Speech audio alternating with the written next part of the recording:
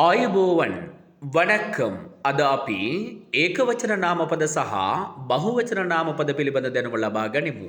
පළමුව ඒකවචන නාමපදවල පරිවර්තනයේ බලමු. ඉන් අනතුරුව බහුවචන පද ඉගෙන ගනිමු.